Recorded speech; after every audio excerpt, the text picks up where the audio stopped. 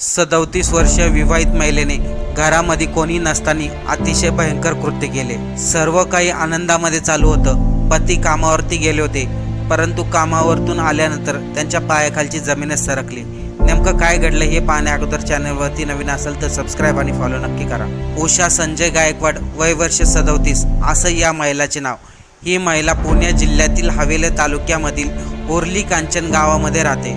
उर्ली Kanchan ग्रामपंचायतच्या हद्दीमध्ये Date complex या ठिकाणी उषा आपले पती संजय गायकवाड यांच्यासोबत राहते।